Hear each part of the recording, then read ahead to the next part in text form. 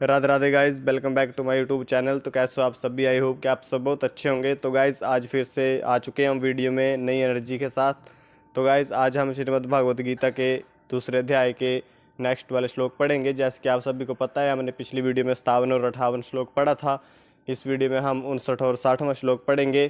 तो अब भी हमारा ये अध्याय समाप्त होने वाला है कुछ दिनों में। फिर मैं आपको इस अध्याय का संपूर्ण सार बताऊँगा बहुत ही सिंपल शब्दों में।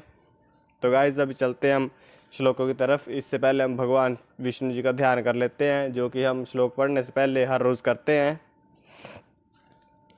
शांताकारं भुजगशयनं पद्मनाभं सुरेशं विश्वाधारं गगनसदृशं मेघवर्णं शुभांगं लक्ष्मीकान्तं कमलनयनं योगिभिर्ध्यानगम्यं वन्दे विष्णुं भवभयहरं सर्वलोकैकनाथम्।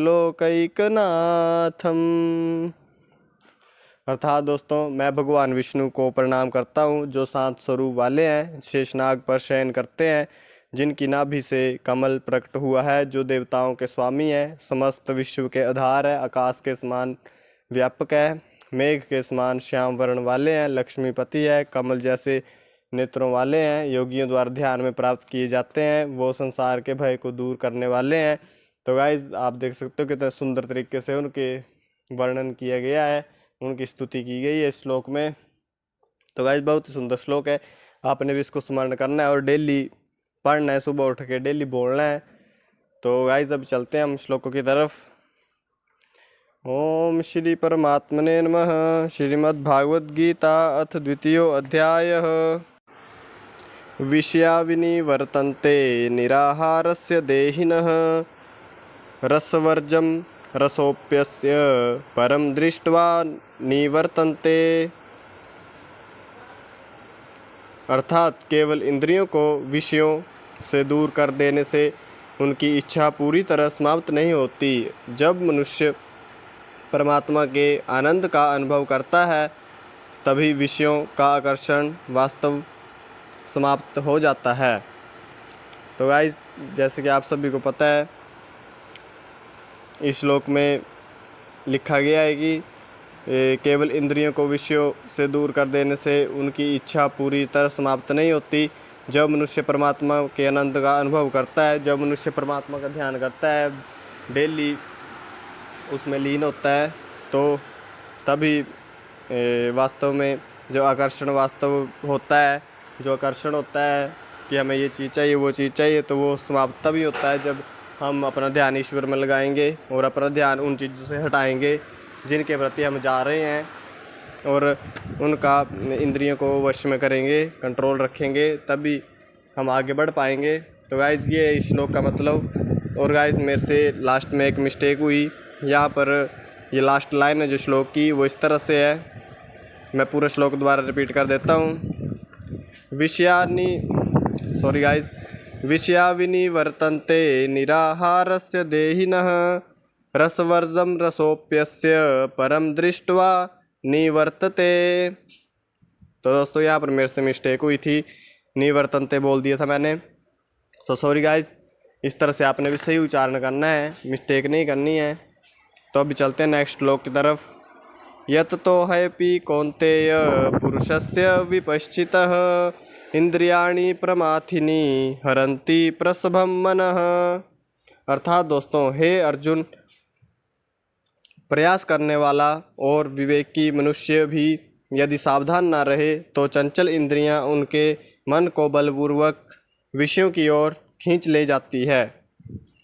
तो दोस्तों आप ये देखिए, इस तरह से भगवान श्री कृष्ण अर्जुन को कहते हैं कि प्रयास करने वाला और विवेक की मनुष्य ही सावधान ना रहे। अगर कोई प्रयास कर रहा है ध्यान करने का, और अगर विवेक का बुद्धिमान व्यक्ति भी